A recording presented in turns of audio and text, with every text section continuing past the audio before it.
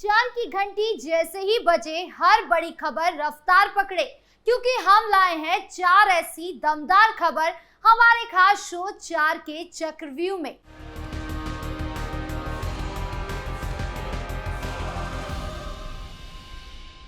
आतंकियों के ठिकानों पर गरसी तलवार जैसे सटीक वार, लेकिन विपक्ष ने पूछा अब बताएं कब होगा उस पर आधार।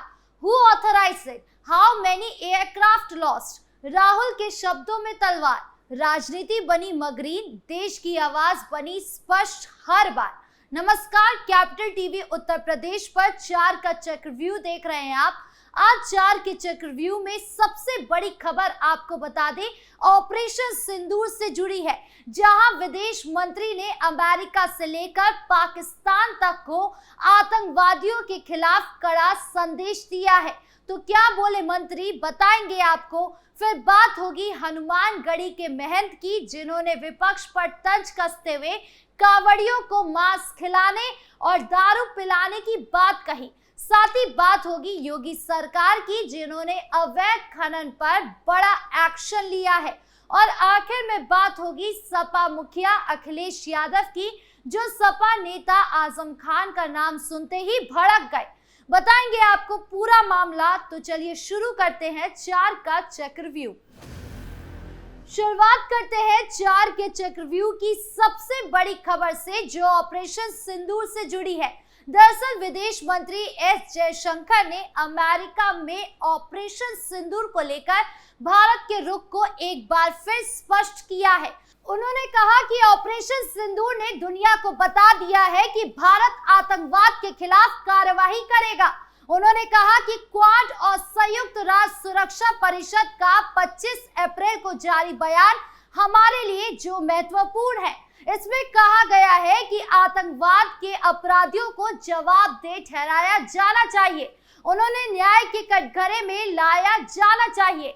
विदेश मंत्री ने कहा कि ये बयान हमारे लिए इसलिए भी महत्वपूर्ण है क्योंकि हमें दुनिया को बताना होगा कि हमने क्या किया। 7 मई को हुए ऑपरेशन सिंदूर का उद्देश्य ये है कि अगर आतंकवादी हमले होते हैं तो हम अपराधियों, समर्थकों, वित्त पोषकों और समर्थकों के खिलाफ कड़ी कार्रवाई करेंगे। ये संदेश बहुत स्पष्टता के साथ दिया गया था। जयशंकर ने कहा कि हमने क्वाड के साथ साथ विश्व स्तर पर अपने समकक्षों के साथ आतंकवाद की प्रकृति को साझा किया। भारत इसका कई दशकों से सामना कर रहा है।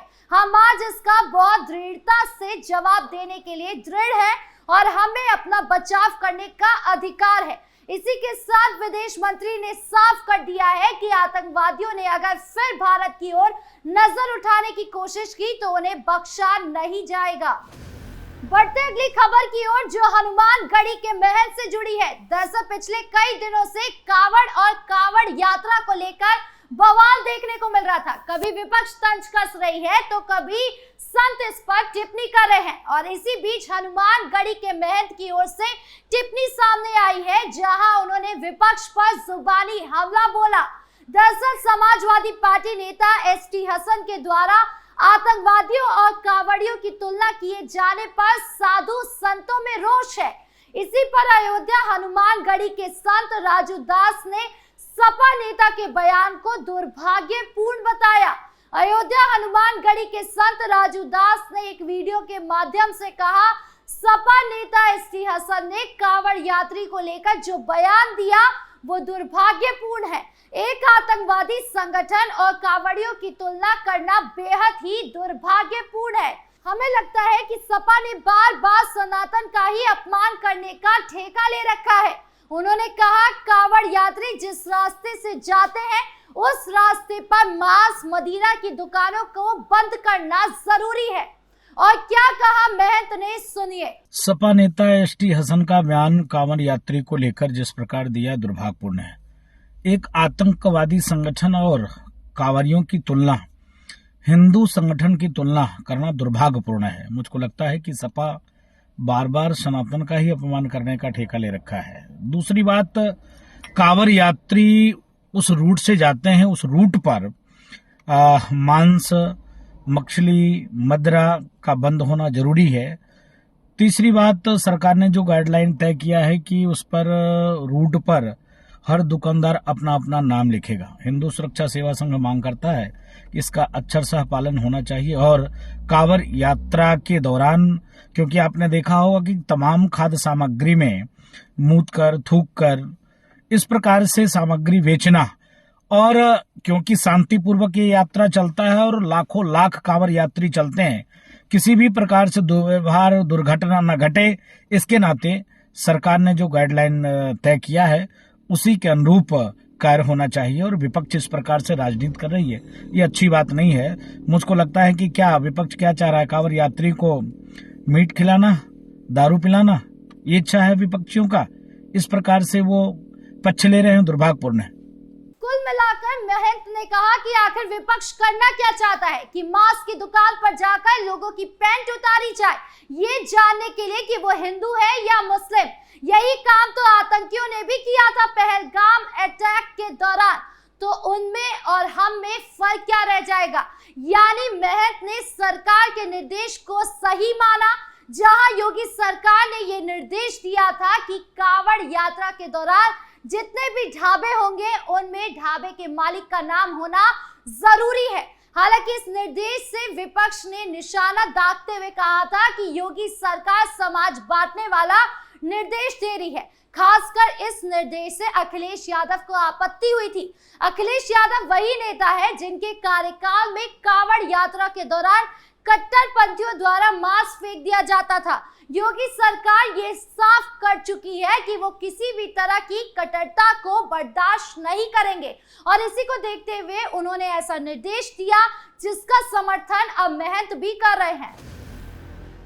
बढ़ते अगली खबर की ओर, जो योगी सरकार के बड़े फैसले से जुड़ी है। दरअसल उत्तर प्रदेश में अवैध खनन पर नकेल कसने के लिए योगी सरकार ने हाईटेक तकनीक का सहारा लिया। अब खनन क्षेत्र में आंखों से नहीं बल्कि एआई, ड्रोन और सैटेलाइट की निगरानी से हर गतिविधि पर कड़ी नजर रखी जा रही है। प्रदेश में अब तक 21,477 अवैध खनन और ओवरलोडिंग में लगे वाहनों को ब्लैकलिस्ट किया जा चुका है। खनन विभाग ने पूरे प्रदेश में 57 जगह एआई और आईओटी आधारित चेक गेट्स लगाए हैं। ये चेक गेट्स वाहनों की गतिविधियों पर निगरानी रखते हैं और वेट इन मोशन तकनीक से ये पता लगाते हैं कि कौन सा वाहन ओवरलोड है। इस कार्रवाई में परिवहन विभाग भी सहयोग कर रहे हैं। खनन क्षेत्र में लगे वाहनों पर अब AIS 140 GPS डिवाइस लगाए जा रहे हैं। ये डिवाइस रियल टाइम से वाहन की लोकेशन बताते हैं और तय रूट से हटने पर तुरंत अलर्ट भेजते हैं। इसके साथ ही MIS रिपोर्ट के जरिए विभाग लगातार नजर रखता है कि कोई वाहन नियम तोड़ तो नहीं रहा। इसी के साथ ड्रोन तकनीक का भी बड़ा रोल है। ड्रोन से खनन क्षेत्र की लंबाई, चौड़ाई और गहराई की माप ली जा रही है। इससे यह आसानी से पता लगाया जा रहा है कि तय सीमा से ज्यादा खनन तो नहीं हो रहा। ड्रोन से वॉल्यूमेट्रिक एनालिसिस किया जाता है, यानी कितनी मिट्टी, रेत या पत्थर निकाला गया है, इसका सटीक अंदाजा लगाकर कार्रवाई की जा सके। अवैध खनन न सिर्फ सरकार के राजस्व को नुकसान पहुंचाता है, बल्कि इससे पर्यावरण को भी गंभीर खतरा होता है। खुलेआम रेत और पत्थरों की खुदाई से नदियां कटती है, जल स्तर गिरता है और भूमि बंजर हो जाती है। ऐसे में सरकार की ये तकनीकी और सख्त पहल पर्यावरण संरक्षण की दिशा में भी बड़ा कदम है। और बाकी सीएम योगी तो ये पहले भी कह चुके हैं कि माफिया चाहे कोई भी हो, उत्तर प्रदेश में बर्दाश्त नहीं किया जाएगा। बढ़ते चाल के चक्रव्यूह की आखिरी खबर की ओर, जो सपा मुखिया अखिलेश यादव से जुड़ी है। दरअसल उत्तर प्रदेश के मुरादाबाद में अखिलेश यादव के जन्मदिन के कार्यक्रम में सपा कार्यालय पर आजम खान के समर्थन में नारे लगाए गए। इस पर पूर्व सांसद और सपा नेता डॉक्टर ST हसन ने कहा कि सपा में सबसे बड़े नेता हमारे अखिलेश यादव है और किसी को ये हक नहीं है कि उनके जन्मदिन के अवसर पर किसी और नेता के नारे लगाए जाए। उन्होंने कहा कि आजम खान हमारे बड़े नेता हैं, वो पार्टी के संस्थापक हैं और काबिले एहतराम है। मैं भी उनकी इज्जत करता हूं और कल भी करता रहूंगा। पहले मैं भी उन्हें अपना आइडियल नेता मानता था। मेरे अब उनसे संबंध हो या ना हो, लेकिन उनका सम्मान करता रहूंगा।